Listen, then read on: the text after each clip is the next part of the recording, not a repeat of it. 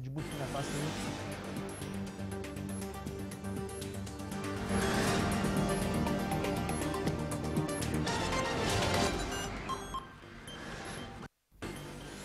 Le Premier ministre Paul Kabatieba et plusieurs membres de son gouvernement sur les chantiers des infrastructures qui devront accueillir les festivités du 11 décembre prochain à Manga. Et malgré l'optimisme affiché du chef du gouvernement, force est de constater que les travaux sont au ralenti.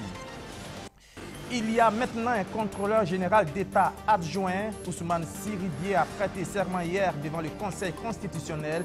Sa nomination rentre dans le cadre d'une restructuration de l'ASCELC, l'autorité supérieure de contrôle d'État et de lutte contre la corruption.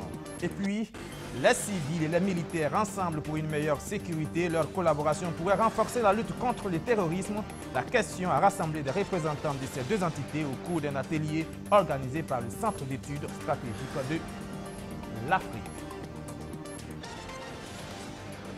Voilà pour le sommaire de ce 19h30. Mesdames et messieurs, bonsoir et bienvenue.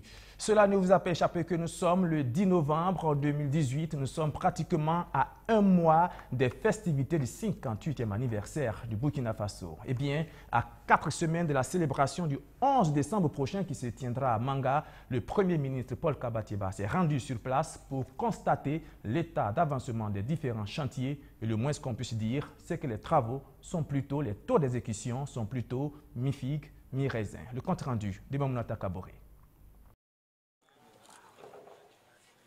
Une délégation gouvernementale conduite par le Premier ministre Paul Kabatieba sur les chantiers du 11 décembre à Manga, un mois avant la célébration de la fête nationale de l'indépendance. Première étape de cette visite, la cité des forces vives. Sur ce site, des logements de divers standings sont en construction, des constructions dont le taux d'exécution varie entre 16 et 82%. Après la cité des forces vives, cap est mis sur le site de la salle polyvalente où les travaux ont un taux d'avancement estimé à environ 50%. Autre infrastructure visitée, l'aire du défilé. Longue de 4 km, les travaux ici sont en phase de finition. Au-delà de ces infrastructures, on a pu constater sur d'autres chantiers un état d'avancement des travaux qui ne rassure pas, comme c'est le cas sur ce site où les travaux de construction sont pratiquement au stade de démarrage. L'entreprise fait de son mieux, voilà, ils sont en train de travailler, mais j'ai quand même peur qu'ils puissent finir dans les délais. Voilà. Parce qu'actuellement, nous-mêmes nous constatons l'avancement des travaux, donc ça avance à un rythme vraiment très lent. Ah, sincèrement, Généraux, c'est tellement en retard même.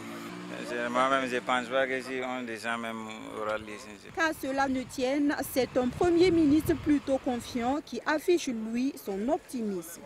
Il n'y a pas de raison que le 11 décembre n'ait pas lieu. Hein? Nous sommes venus ce matin pour voir l'état d'avancement des travaux. Et globalement, ce que j'ai vu est rassurant, du point de vue en tout cas des délais d'exécution de différents chantiers. Comme vous avez vu, toute la ville est en chantier. Outre ces infrastructures, la délégation gouvernementale s'est rendue sur la place de la Nation et le stade régional de Manga où les travaux vont bon train. Et dans l'ensemble, c'est un bilan satisfaisant qui est dressé par le président du comité national d'organisation. Si on veut faire le bilan, il est positif. Il est positif parce que ça s'est passé sur deux registres. Le premier registre a consisté à la visite donc, de son Excellence, Monsieur le Premier ministre, sur les réalisations qui ont été faites au niveau des cités, au niveau des infrastructures, au niveau routier. Nous disons que c'est satisfaisant parce que nous sommes à un taux suffisamment qui nous permet d'être optimistes pour la tenue donc, du 11 décembre.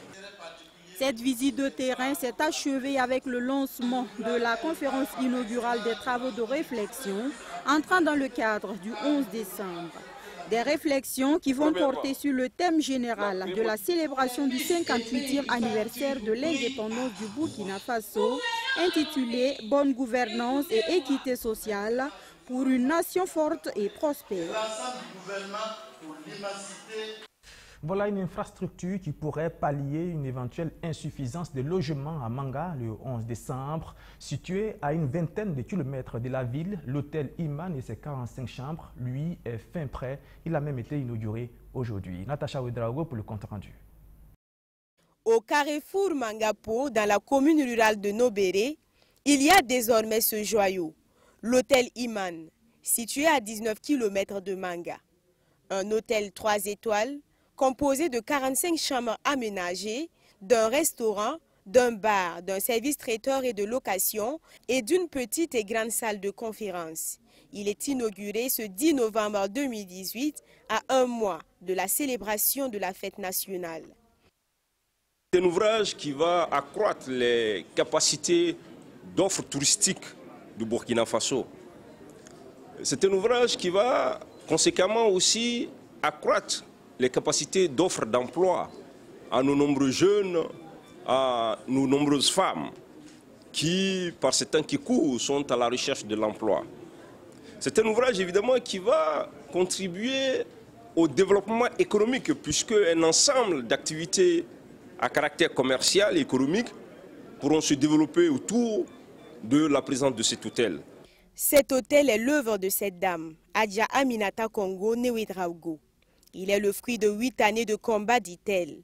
D'un coût d'environ 1,6 milliard de francs CFA, c'est avec fierté que la promotrice parle de l'infrastructure. Je suis très contente de la population de ce village. Et donc j'ai décidé comme ça un jour, c'était un maquis, j'avais commencé par un maquis. Bon, 1 an, 2 ans, bon après j'ai décidé, mais tiens, pourquoi ne pas faire un hôtel? Des difficultés, tout le monde sait que ce n'est pas facile. Je suis entrepreneur de fonction d'abord.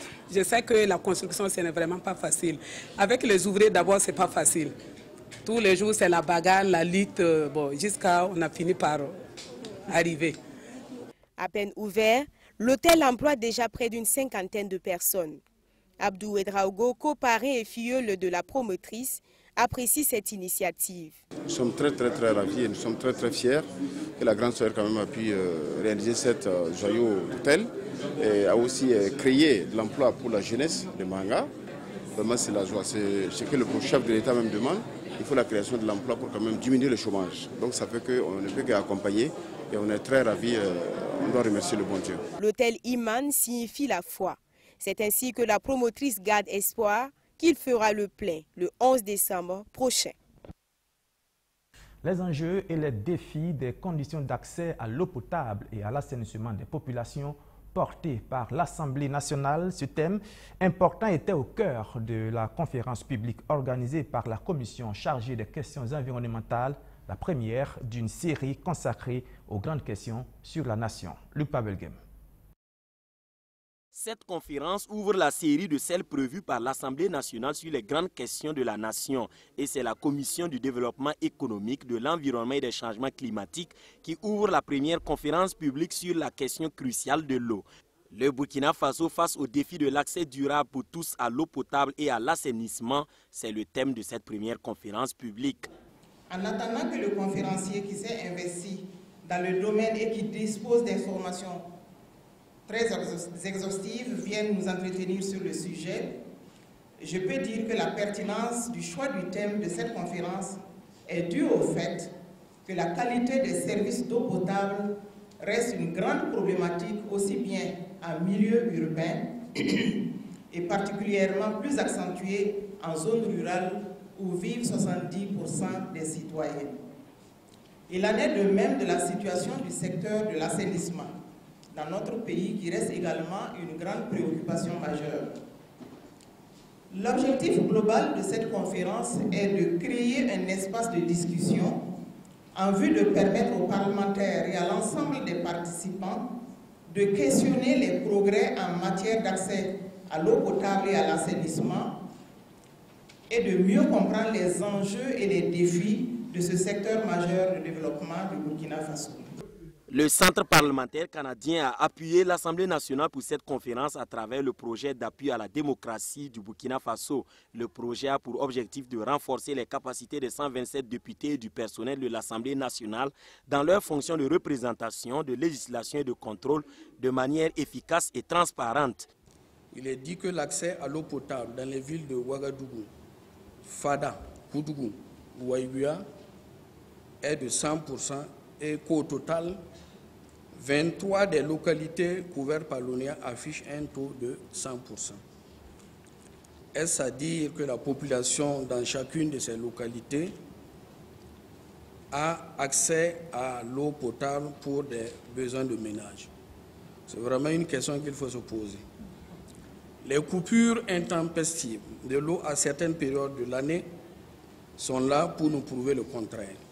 Si pour cette première sortie, les parlementaires burkinabés se sont intéressés à l'eau, c'est pour la simple raison qu'avec la pression démographique, l'eau et l'eau potable de façon spécifique devient une denrée rare au Burkina Faso.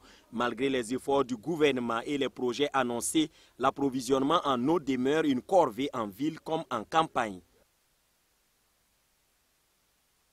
Et maintenant, cette restructuration au sein de l'ASELC, l'autorité supérieure de contrôle d'État et de lutte contre la corruption, avec la création d'un poste de contrôleur général d'État adjoint, et bien le tout premier à occuper ce poste a prêté serment hier devant le Conseil constitutionnel. Quelles seront ces tâches? La réponse avec Rémi Lambert-Lévier. La compétence et l'expérience, des qualités qu'il fallait avoir pour seconder le contrôleur général d'État.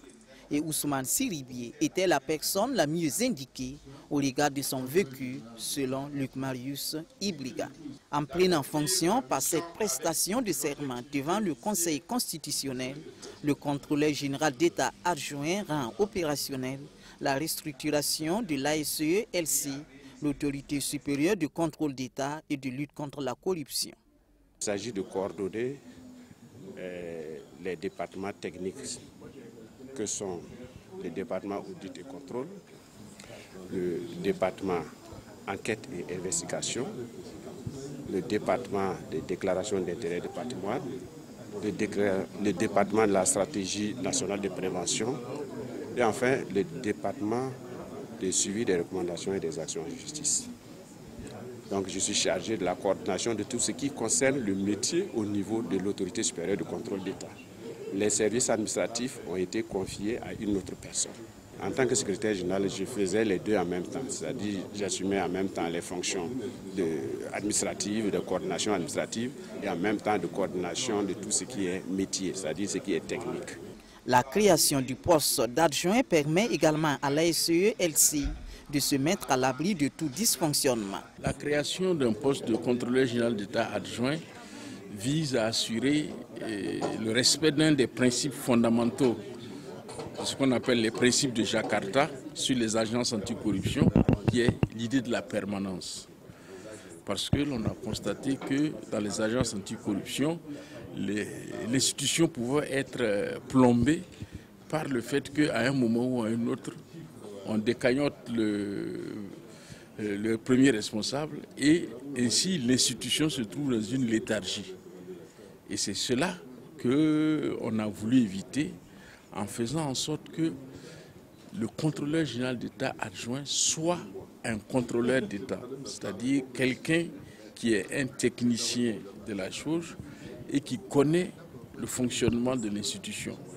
Donc c'est pour éviter qu'on ait des à-coups et que si le contrôleur général d'État est malade ou s'il démissionne, que l'institution ne soit pas handicapée et puisse continuer à fonctionner. Contrôleur d'État de profession, Ousmane Siribié est rompu dans les questions de gestion de l'administration publique qu'il a intégré en 1982. Depuis 2009, il occupait le poste de secrétaire général de l'ASELC.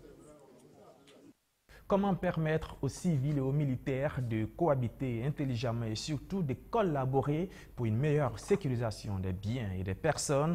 La question a fait l'objet d'un atelier organisé par le Centre d'études stratégiques de l'Afrique ce 9 novembre. Les détails de Rémi Lambert-Lévier.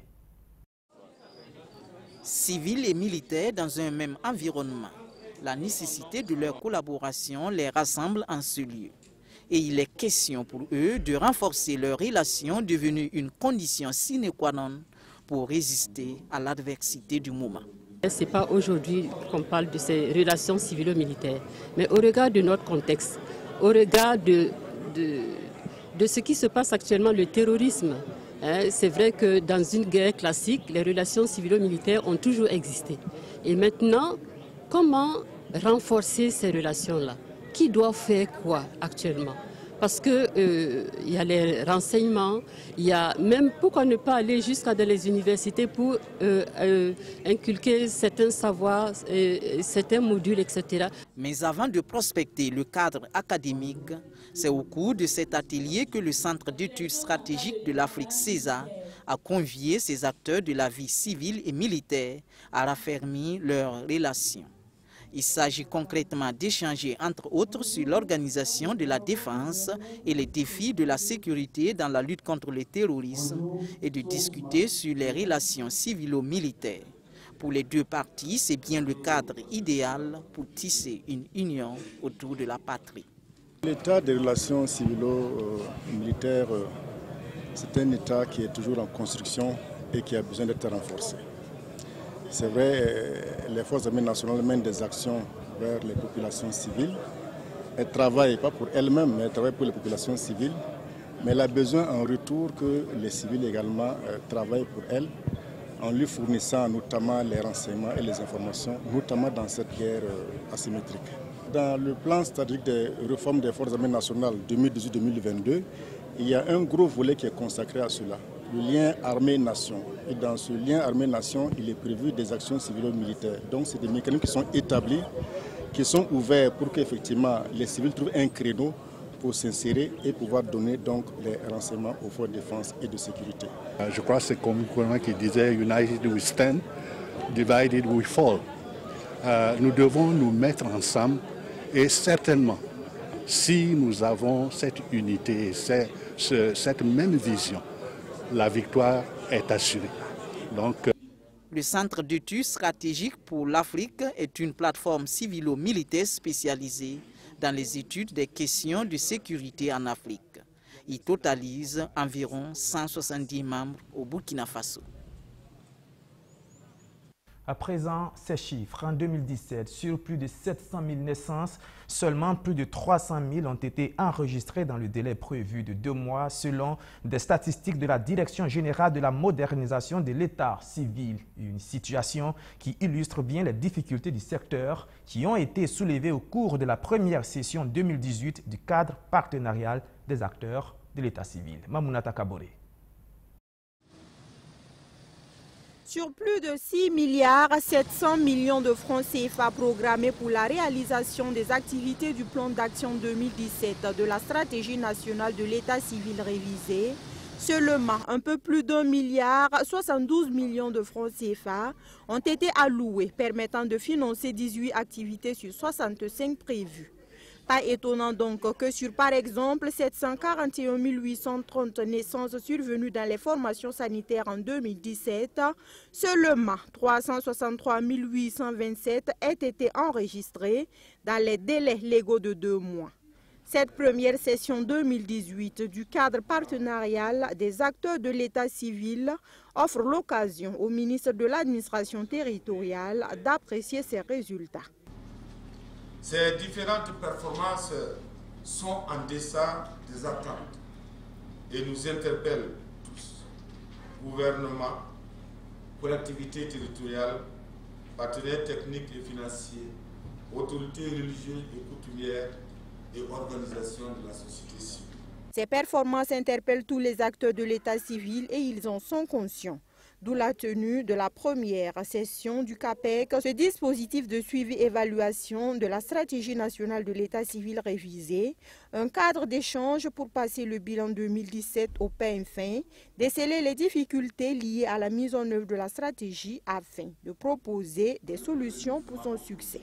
C'est de voir dans quelle mesure les mécanismes que nous mettons en place pour l'enregistrement des faits d'état civil, est-ce que ça fonctionne?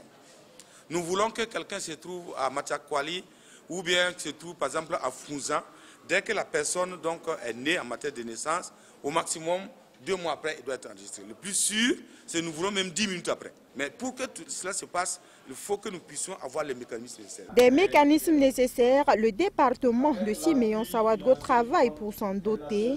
Un projet d'appui à la modernisation du système d'état civil vient d'ailleurs d'être lancé. D'un coût global de plus de 3 milliards de francs CFA, ce projet prévu pour durer 3 ans sera mis en œuvre dans les 351 communes du Burkina Faso en partenariat avec l'Union européenne et l'UNICEF. C'est un programme qui a pour objectif d'accompagner le gouvernement et la société civile dans la modernisation de l'état civil par l'utilisation des technologies de l'information et de la communication et l'amélioration de l'offre des services. Dans le même sens, le ministère de l'administration territoriale a offert 100 ordinateurs aux collectivités territoriales. Voilà. Allez, merci bien. La décision de sa création a été prise il y a maintenant 9 ans et pourtant son opérationnalisation n'est pas totale. C'est donc pour le booster que les acteurs concernés par le projet se sont réunis autour de l'Observatoire national des ressources humaines en santé. Madi Nationaux pour plus de précisions. Depuis mai 2009, le Burkina Faso s'est engagé dans la création d'un observatoire national des ressources humaines en santé. 9 ans après, la réflexion se poursuit pour l'effectivité de cette structure.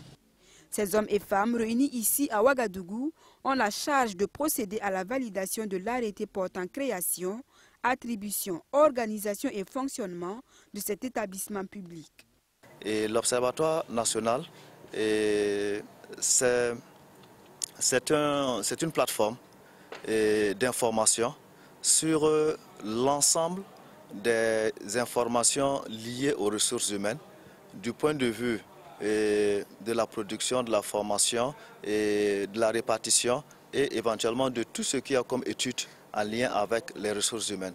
Et actuellement, avec la mise en place de cet observatoire, alors le système de la santé du Burkina Faso sera à un niveau d'information au niveau mondial assez élevé, comme c'est le cas pour certains pays déjà de la zone Afrique. La mise en place d'un observatoire national des ressources humaines en santé s'inscrit dans le cadre du plan national de développement sanitaire.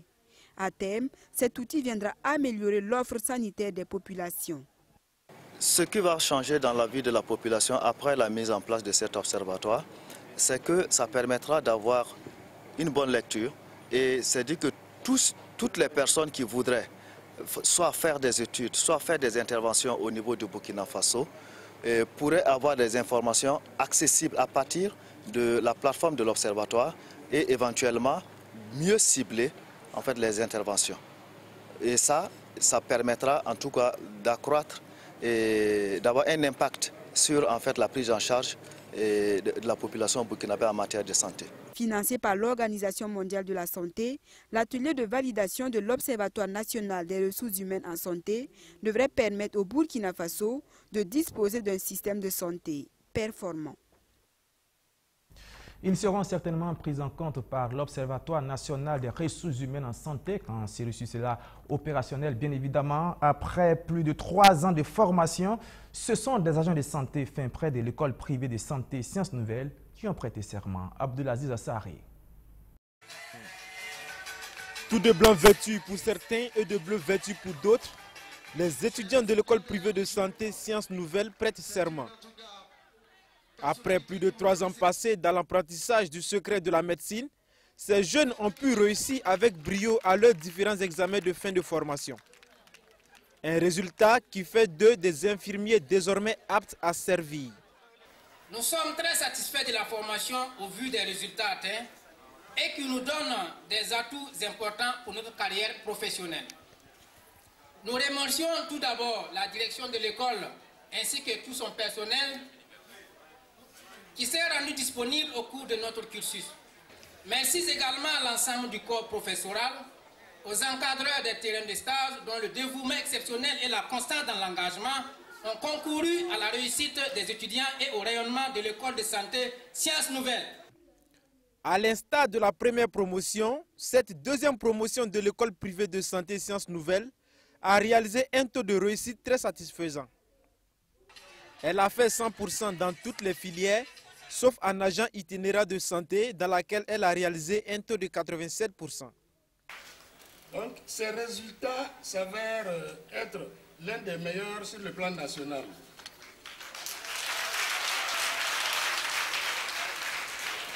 Et pour parvenir à ce succès, l'école a bénéficié non seulement de l'encadrement de la direction administrative, mais aussi et surtout de la disponibilité et l'engagement des formateurs que nous remercions vivement ici. Présent à cette cérémonie de sortie de promotion, le directeur de l'école de santé sciences nouvelles de Wayouguia n'a pas manqué de prodiguer des conseils aux impétrants. À vous les impétrants du jour, je réitère mes vives félicitations, tous mes encouragements à vous pour une exemplarité dans votre carrière professionnelle. Pour cela, je vous exhorte à savoir tendre l'oreille aux sages. Bon vent à vous et mes encouragements aux candidats qui doivent reprendre. C'est en 2014 que l'école de santé sciences nouvelles a ouvert ses portes à Ouagadougou, puis en 2015 à Wayouguia. En 4 ans d'existence, ce sont plus de 300 diplômés qu'elle a formés. Solidarité internationale, enjeux globaux, réponses locales. Voilà le thème de la 2e édition du Festival de solidarité qui s'est tenu dans le Ganzourgou. Alfred Thioye.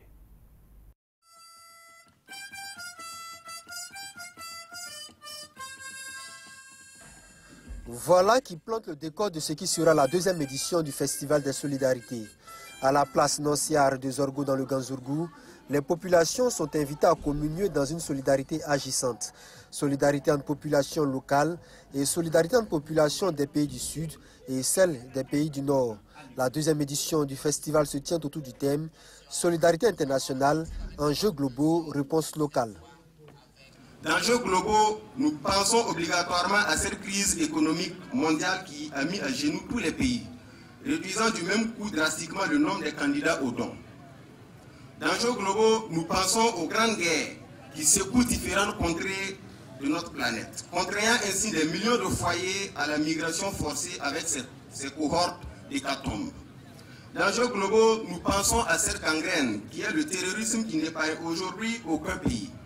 Parlant d'enjeux globaux, faisant référence en somme à tous ces mots que connaît le monde en matière de droits humains et de justice sociale.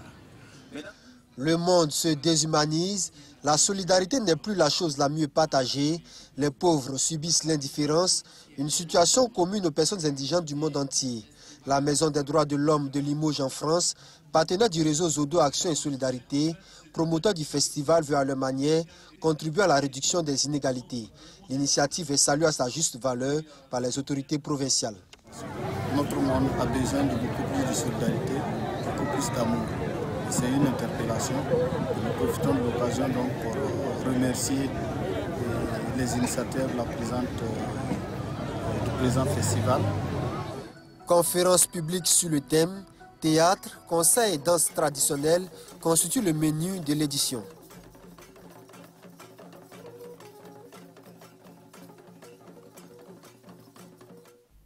Voilà, et c'est la fin de ce journal. Merci de l'avoir suivi. Je vous donne rendez-vous pour une prochaine session d'information. Bon week-end et merci de votre fidélité.